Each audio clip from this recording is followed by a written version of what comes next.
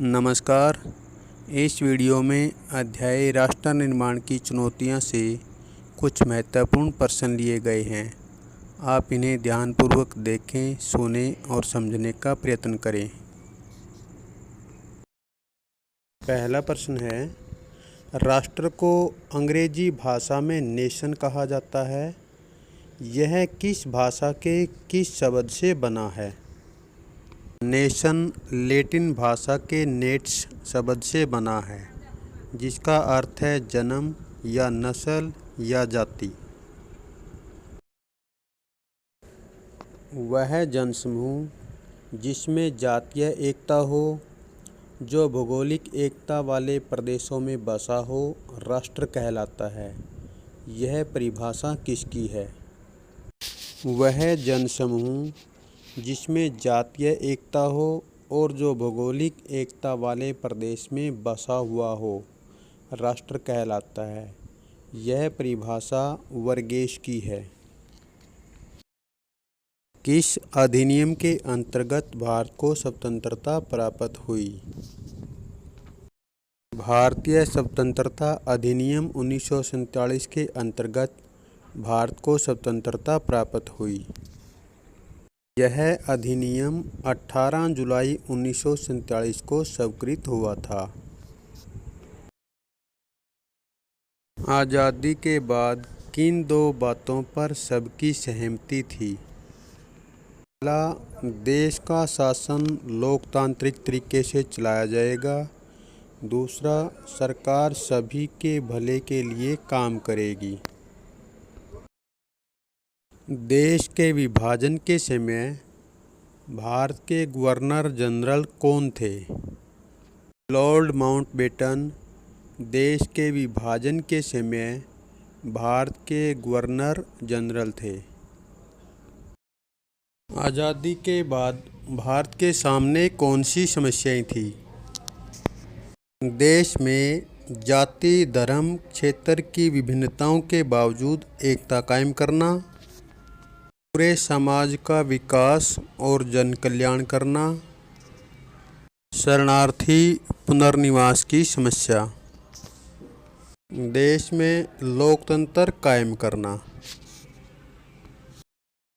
विभाजन की प्रक्रिया के दौरान कौन सी समस्याएं आई? अल्पसंख्यकों की समस्या, मुस्लिम क्षेत्रों में असहमति, कुछ प्रांतों में द्विविभाजन, मुस्लिम बहुलता के क्षेत्र स्पष्ट नहीं। देश का पहला गृह मंत्री कौन था? देश का पहला गृह मंत्री सरदार वल्लभ भाई पटेल था। राष्ट्र निर्माण कैसी प्रक्रिया है? राष्ट्र निर्माण बहुआयामी प्रक्रिया है। पाकिस्तान ने जम्मू कश्मीर पर कब आक्रमण किया? 22 अक्टूबर 1947 को पाकिस्तान ने कश्मीर पर आक्रमण किया। विभाजन के समय भारत में कुल देशी रियासतों की संख्या कितनी थी? विभाजन के समय भारत में 565 देशी रियासत थी। भारत के पहले प्रधानमंत्री कौन थे? भारत के पहले प्रधानमंत्री जवाहरलाल नेहरू थे। राज्य पुनर्गठन अधिनियम 1956 के अनुसार देश को कितने राज्यों और केंद्र शासित प्रदेशों में बांटा गया था? राज्य पुनर्गठन अधिनियम 1956 के अनुसार देश को 14 राज्यों और 6 केंद्र शासित प्रदेशों में बांटा गया था। राष्ट्र निर्माण के मुख्य तत्व कौन कौन से हैं? राष्ट्र निर्माण के मुख्य तत्व भौगोलिक एकता, समान इतिहास, समान हित, राष्ट्रीय भावना, संस्कृति और परंपराओं की समानता, धर्म की समानता, समान नस्ल व जाति आदि हैं। भाषाई पुनर्गठन क्या है? भाषा के आधार पर राज्यों का गठन करना भाषाई पुनर्गठन है। हैदराबाद का भारतीय संघ में विलय कब हुआ? सितंबर 1948 में हैदराबाद का भारतीय संघ में विलय हुआ। हैदराबाद के शासक को क्या कहा जाता था? हैदराबाद के शासक को निजाम कहा जाता था।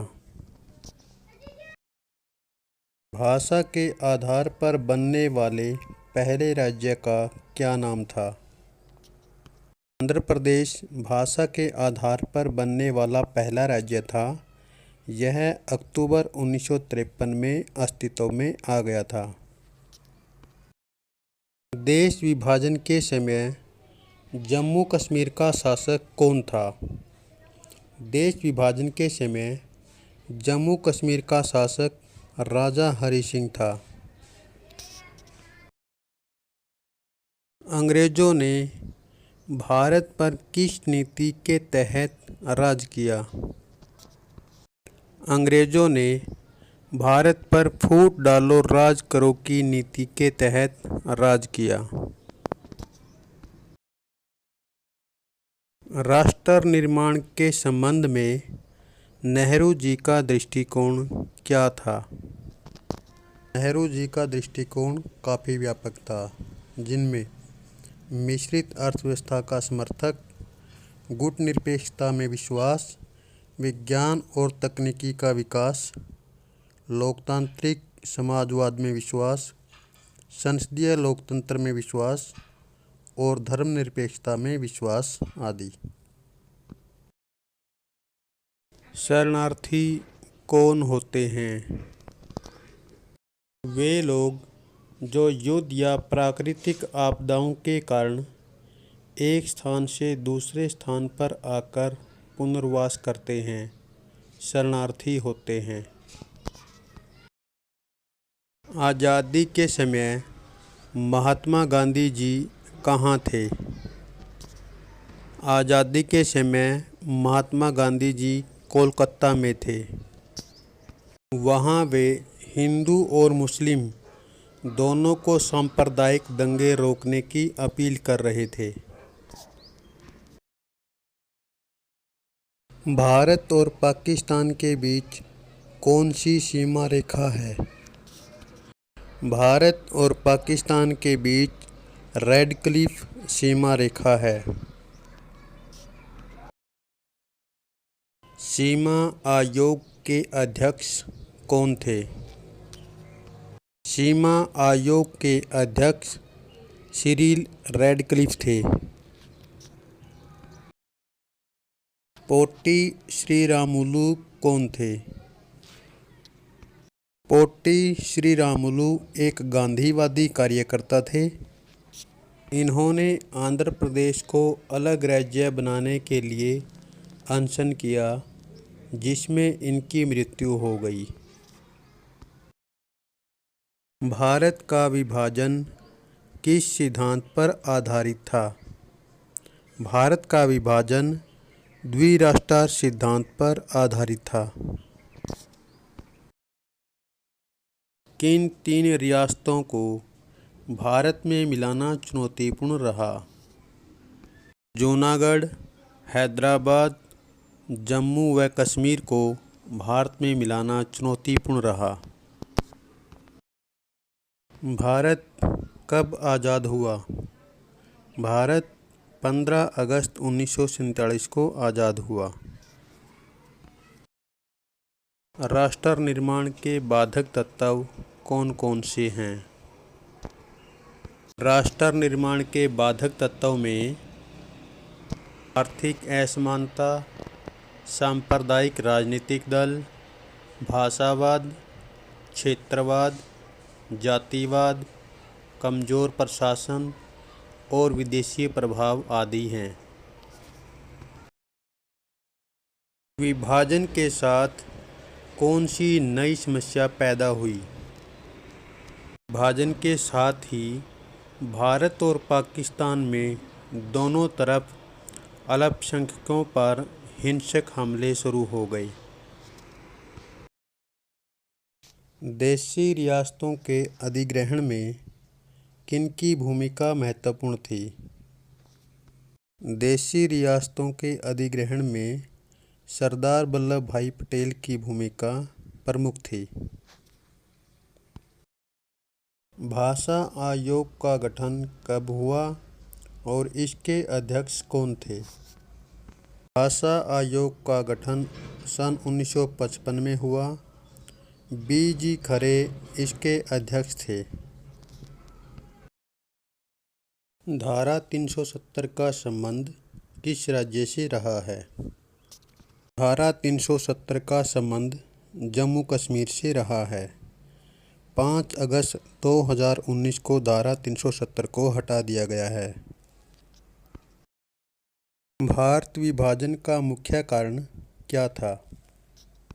सांप्रदायिक दंगे, अंग्रेज़ों की नीति, मोहम्मद अली जिन्ना की हठधर्मिता भारत विभाजन के मुख्य कारण थे। गोवा को पुर्तगालियों से कब मुक्त करवाया गया? गोवा को 18 दिसंबर 1961 को पुर्तगालियों से मुक्त कराया गया। पाकिस्तान का निर्माण मेरी लाश पर होगा, यह कथन किसका है? महात्मा गांधी जी ने कहा था, भारत का विभाजन मेरी लाश पर होगा। भारत में कौन सा भाषाई फार्मूला लागू किया गया है? भारत में त्रिस्तरीय भाषाई फार्मूला लागू किया गया है। भारत में कितनी भाषाओं को संवैधानिक मान्यता प्राप्त है? भारत में 22 भाषाओं को संवैधानिक मान्यता प्राप्त है। महात्मा गांधी जी की हत्या किसने की? महात्मा गांधी जी की हत्या नाथूराम गोडसे ने 30 जनवरी 1948 को की। अमृता प्रीतम कौन थी? अमृता प्रीतम पंजाबी कवयित्री थी। विभाजन के बाद वह दिल्ली आ गई। उन्होंने पंजाबी मासिक पत्रिका नागमणि का संपादन अपने जीवन के अंतिम क्षणों तक किया। फैज़ अहमद फैज़ कौन थे? फैज़ अहमद फैज़ महान कवि और शायर थे। उनकी रचनाएं नक्शे फरियादी, दस्ते सबा, जिंदानामा प्रमुख थी। उन्होंने हमेशा पाकिस्तान सरकार की गलत नीतियों का विरोध किया, जिसके कारण उन्हें कई बार जेल में डाला गया। राष्ट्र निर्माण की बाधाओं को दूर करने के उपाय क्या हैं? देश में विविधताओं के सम्मान के साथ एकता कायम करना, देश में आर्थिक असमानताओं को दूर करना, अल्पसंख्यकों में सुरक्षा की भावना सुनिश्चित करना, देश का सामाजिक, आर्थिक, राजनीतिक विकास करना।